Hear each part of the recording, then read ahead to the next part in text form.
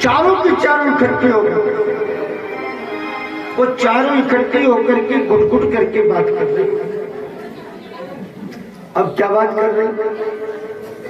ससुराल से आई अपने पियर में, तो बात क्या कर रही?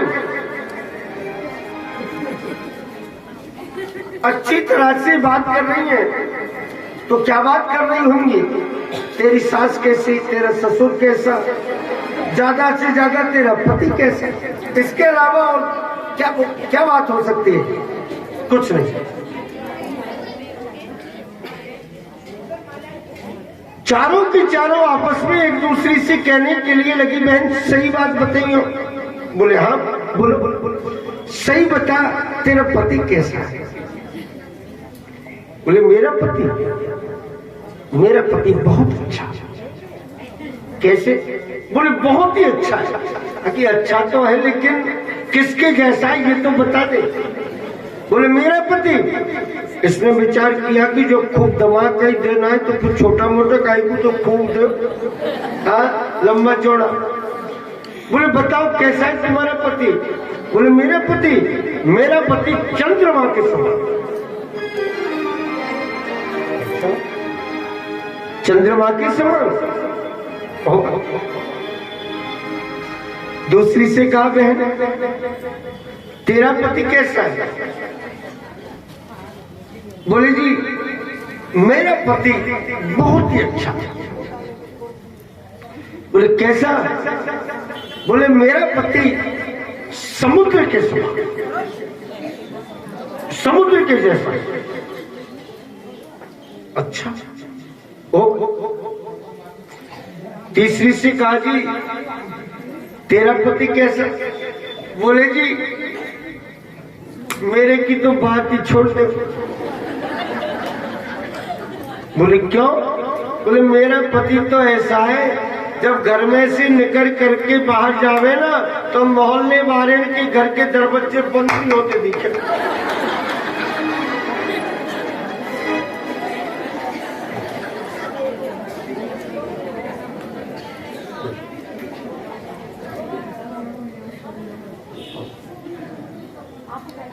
आप बस बस बस जैसे कहा मेरे भाई बहन, ठाकुर जी की कृपा। क्या कहा? बाघ के समान। बाघ बनी शेर। चौथी से पूछा, बहन तेरा पति कैसा है? तो पहले तो वो नीचे नजर करके और मुस्कुराने के लिए लगी। बोली बावड़ी बताए ना तेरा कैसा, जो तो बता। बोले जी मेरे की तो मत पूछो, मेरा तो ऐसा है जो शायद ही किसी का होगा। क्यों? क्या है तेरे पति में, क्या विशेषता है? बोले मेरा पति, सही बताऊं? बोले हाँ सही तो पूछ रही है, सही बता। बोले मेरा पति ऐसा है जैसे गुलाब को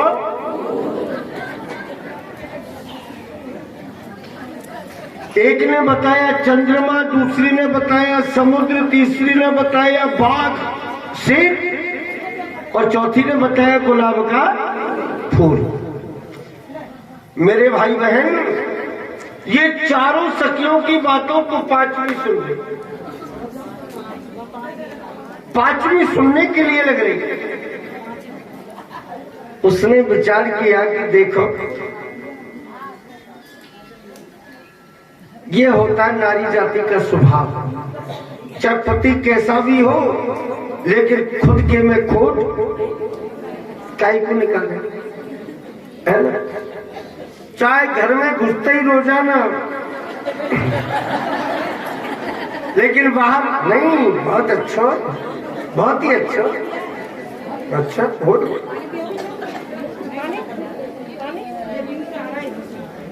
मेरे भाई बहन, जैसे कहा ठाकुर जी की कृपा, पांचवी सुनने के लिए लग रही। पांचवी आई, हाथ जोड़ करके कहने लगी, बहन आपसे मेरा एक निवेदन है। बोले क्या?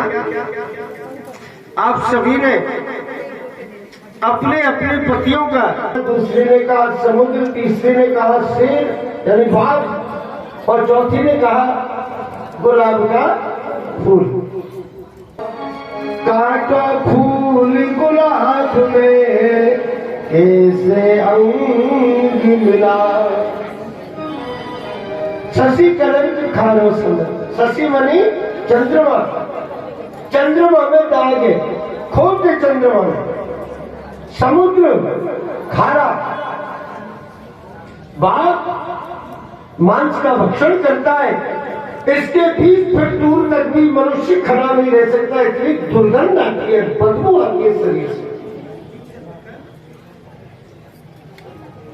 बाघ वास गणना और काटो फूल गुलाब में सखी कैसे अंग मिला। गुलाब में काटा,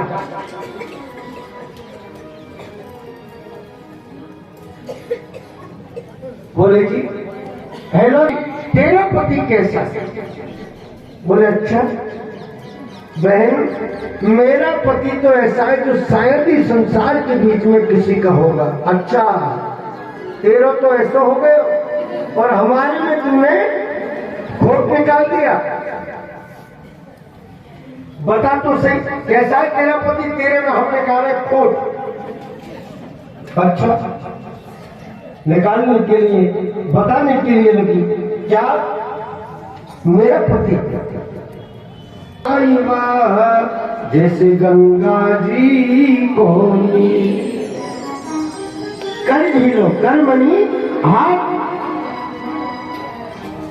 घर के बीच में शुभ कार्य हो रहा है, महिला मंडल की तरफ से भागवत जी का आयोजन हो रहा है, तो अपनी धर्म पत्नी से कह दिया किसी बात से कष्ट मत पाना, जो भी लगाना कलमन से लगा, मुझे बता देना, चिंता मत कर। सामूहिक काम है, ये काम बार बार में नहीं होते। दो बातों से और मनुष्य के पाप नष्ट हो गया। बोली गंगा मैया की जय। यहां से आगे चल के भागीरथ जी महाराज से आगे इसी वंश में महाराज और बड़े बड़े राजे महाराजे उत्पन्न हुए। अयुतायु नाम के राजा हुए, श्रुत नाम के राजा हुए, नाम नाम के राजा हुए, ऋतुपर्ण, सर्वकाम, सूर्य वंश में वो राजा उत्पन्न हुए। अस्मक नाम के राजा हुए, अस्मक के मूलक नाम के राजा हुए, मूलक का दूसरा नाम नारी कवच भी है। तो होकर के सारी पृथ्वी का एक छत्र राज्य धारण।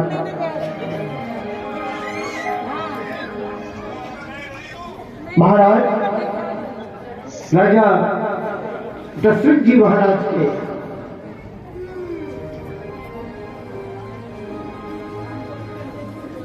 रामचरितमानस तुलसीकृत रामायण के अनुसार 3 रानी है।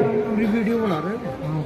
आनंद रामायण के अनुसार 703 रानी है। दिल्ली ले रहे हो तो कहीं अभी जी नहीं राजस्थान में दशरथ जी महाराज की आयु जब राजा दशरथ को यह आभास हुआ कि मेरा चौथा पद आ गया, लेकिन अभी तक मुझे संतान उत्पन्न न हुई। उस समय मेरे भाई आए, दशरथ जी की आयु थी 60,000 वर्ष। कितनी थी? 60,000 वर्ष।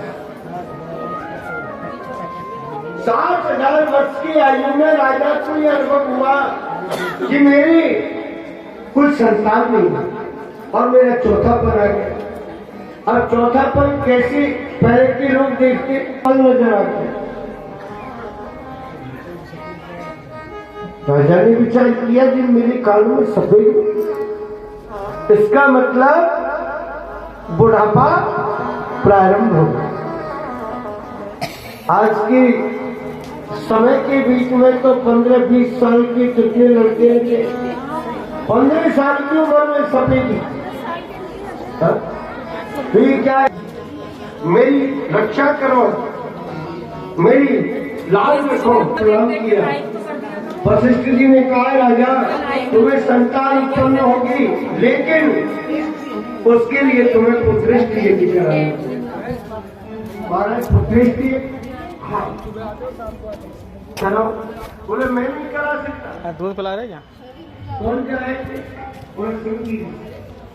भाई बाबा ना पता है, हमने देख भी ली। क्या क्या बोल रहे?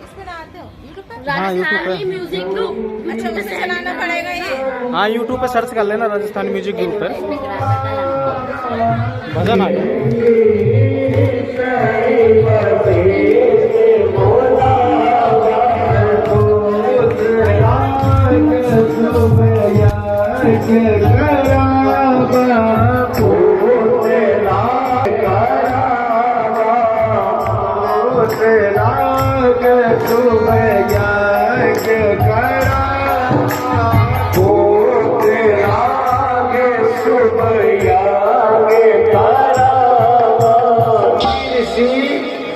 के द्वारा दशरथ जी महाराज का पुत्रेष्टि यज्ञ संपन्न कराया।